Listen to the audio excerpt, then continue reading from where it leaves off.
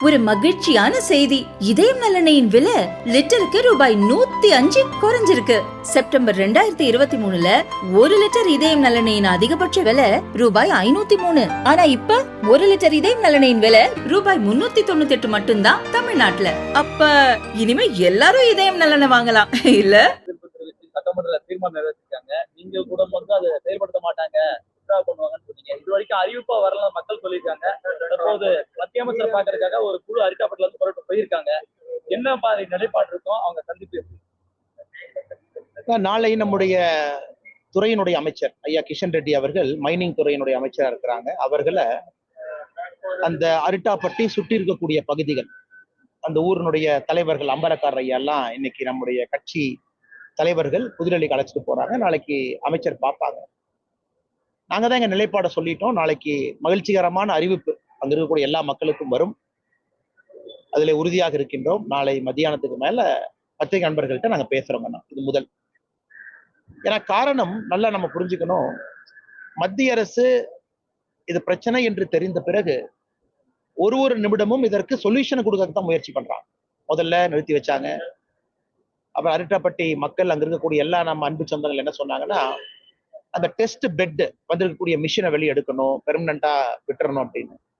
அதற்கும் நாங்கள் உறுதி கொடுத்திருக்கின்றோம். அமைச்சர்கிட்ட பேசியிருக்கோம். அமைச்சரும் பாசிட்டிவா சொன்னாங்க. அதனாலதான் நம்ம பொங்கலுக்கு முன்னாடி அங்க போய் மக்களை பார்த்து அந்த தகவலை தெரிவித்துட்டு வந்தோம்.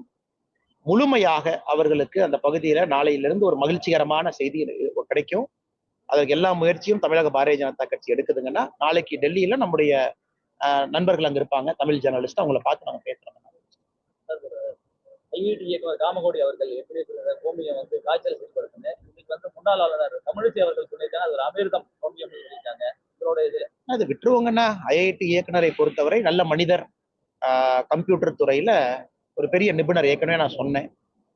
அவர் கிளாஸ் ரூம்குள்ள பேசியிருந்தாங்கன்னா அந்த கருத்து சொல்ல வேண்டிய கட்டாயம் எனக்கு இருக்குங்கண்ணா. அவரு ஏதோ ஒரு தனியார் இடத்துல பேசுறாங்க. அதுல சில பேர்த்துக்கு ஏற்புடையதா இருக்கும், சில பேர்த்துக்கு ஏற்புடையதா இருக்காது. அதனால நான் அந்த கருத்தை நான் டிஃபெண்ட் பண்ண விரும்பலைங்க. ஏன்னா ஒரு கிளாஸ் ரூம்குள்ளேயோ ஒரு ஐஐடி டைரக்டர் என்கின்ற அபிஷியல் பொசிஷன்ல இருந்து பேசுனா நான் சொல்ல வேண்டிய கட்டாயம் இருக்குங்கன்னா, அதனால இது விட்டுறலாம் அப்படிங்கிறது என்னுடைய கருத்து. ஏன்னா தனிப்பட்ட முறையில நான் பார்த்தேன், மார்கழி மாதத்துல அவருடைய சொந்த ஊர்ல காலையில ஒரு பாராயம் பாடுறது ஒரு வீடியோ நான் பார்த்தேன், அவருடைய சொந்த ஊர்ல. சரி, ஓகே, தனிப்பட்ட முறையில பண்றாரு, அவ்வளவுதானுங்கண்ணா. அதனால இதுக்கு ஒரு பக்கம் ஐஐடியினுடைய டைரக்டர் அவங்க நேச்சர் ஆர்டிக்கல்லாம் கோட் பண்ணி, நிறைய ஆர்டிக்கல் கோட் பண்ணி பேசியிருந்தாங்க. இன்னைக்கு காலையில பத்திரிகைகள் நான் படிச்சேன். அதனால் நான் பசுவை நம்புறேங்கன்னா, எனக்கு நம்பிக்கை இருக்கு, நான் செய்யறேன், நான் புனிதமா போட்டுறேன். இது எல்லோருக்கும் தனிப்பட்ட வெறுப்பு. நாங்க யாருக்கும் ஃபோர்ஸ் பண்ண விரும்பல, இப்படி பாருங்க அப்படி பாருங்கன்னு. பசுவை கடவுளாக பார்க்கக்கூடிய மனிதன் நான். இது என்னுடைய அதையும் நான் தனிப்பட்ட முறையில வச்சுக்கிறேன். நான் என் வீட்டுல நான் என்ன பண்றேன் அப்படிங்கிறது தனிப்பட்ட முறையில வச்சுக்கிறேன். பொது வெளியில ஒரு கருத்தை திணிக்க வேண்டாம் என்பது என்னுடைய வேண்டுகோள். அதை முடிச்சுக்கலாம் அந்த பிரச்சனையை. காரணம், அவர் ஐஐடிக்குள்ள உட்கார்ந்து ஒரு போரத்துல பேசியிருந்தா நான் சொல்றேங்கண்ணா. அது போரத்துல பேசல, அவர் ஏதோ ஒரு கோஷாலையில பேசியிருக்காரு.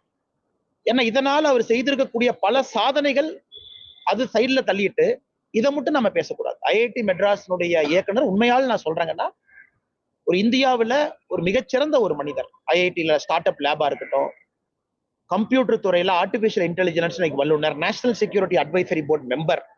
இதை பத்தி நான் பேச விரும்புறேங்கண்ணா. இதுதான் எனக்கு முக்கியம்.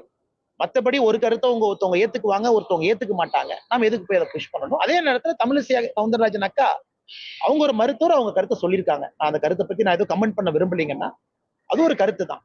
பட் என்னைய மாநில தலைவரா நீங்க ஐஐடி மெட்ராஸ் டைரக்டரை பத்தி கேளுங்கன்னா, அது தனிப்பட்ட முறையில தனிப்பட்ட நிகழ்வுல பேசிய கருத்து அப்படிங்கிறதுனால அதை ஏத்துக்கிறவங்க ஏத்துக்கிட்டும், ஏத்துக்காதவங்க ஏத்துக்காம போகட்டும். அதை நான் ஒரு பொது இடத்துல இருந்து அதை புஷ் பண்ண விரும்பலீங்க. நான் ரொம்ப துரதிருஷ்டவசமானதுங்கன்னா, குறிப்பா எஃப்ஐஆர் ரெஜிஸ்டர் பண்ணுங்கன்னு போய் அவங்க ரெஜிஸ்டர் பண்ணல. இதை தாண்டி இன்னதோ இருக்கணுங்கண்ணா. எஃப்ஐஆர் ரெஜிஸ்டர் பண்ணலையா, இல்ல அவர் அவமானப்படுத்தப்பட்டாரா, அவருக்கு ஏதாச்சும் பிரச்சனை ஆச்சா, அதையும் முழுமையாக கண்டுபிடித்து. ஏன்னா காவல்துறையில போலீஸ் ஸ்டேஷன் அந்த மாதிரி நடக்கிறதுனா சாமானிய மனிதருக்கு ஒரு அச்சத்தை ஏற்படுது. ஏன்னா காவல்துறை வாசல்லே அது நடக்குதுன்னா எப்படி மனிதருக்கு ஒரு சட்டத்தின் மீது ஒரு மரியாதை வரும், நம்பிக்கை வரும்? அதனால முழுமையாக இதை ஆராய்ந்து தகுந்த நடவடிக்கை இலாக்கா ரீதியாக சட்டப்படி எடுக்கணும் அப்படிங்கிறது எங்களுடைய வேண்டுகோள். ஏர்போர்ட் மேட்டர்ல